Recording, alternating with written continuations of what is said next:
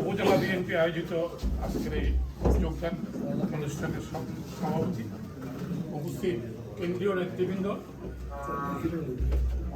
পিরোজপুর জেলা নেতৃবৃন্দ, উপজেলা নেতৃবৃন্দ এবং যোগদান দেওয়া সদস্য আমি যারা আজকে এই অনুষ্ঠানের মাধ্যমে বিএনপিতে যোগদান করছেন তাদেরকে স্বাগত জানাই। তবে একটা কথা, বিএনপিতে যোগদান করা মানে বিএনপির আদর্শকে ধারণ করা, এইটা মনে রাখতে হবে।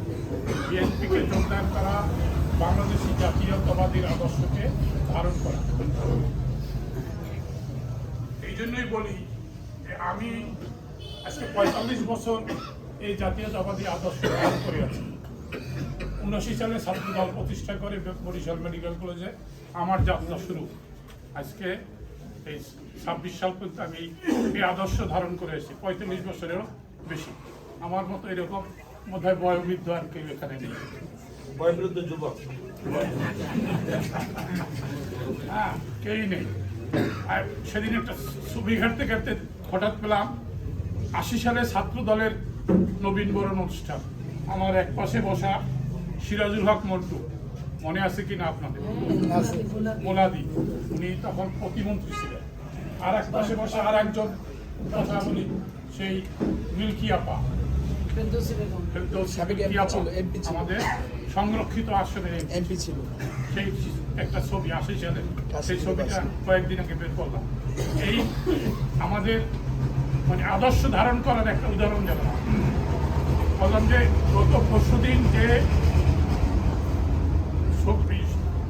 নাগরিক শোক সভা হলো, সেখানে আসিফ নজরুল একটা কথা বলেছে, একেবারে খুব ইম্পর্টেন্ট কথা, মনে রাখবেন। বাংলাদেশকে যদি উন্নতির পথে নিতে হয়, খালেদা জিয়াকে বুকে ধারণ করতে হবে, এর কোনো বিকল্প নাই। বাংলাদেশকে যদি উন্নত করতে হয়, খালেদা জিয়াকে বুকে ধারণ করতে হবে। একইভাবে মানব জমিনের একজন প্রধান সম্পাদক মতি ভাই, আমার রুগী, এক টকশোতে বলেছেন যে উগ্র মৌলবাদ বাংলাদেশ থেকে যদি বাংলাদেশকে বাঁচাতে হয়, তারেক রহমান ছাড়া বিকল্প কোনো পথ নাই। স্পষ্টভাবে বলেছে, উগ্র মৌলবাদের হাত থেকে বাংলাদেশকে যদি রক্ষা করতে হয়, তারেক রহমানের বিকল্প কোনো লোক বাংলাদেশে নাই।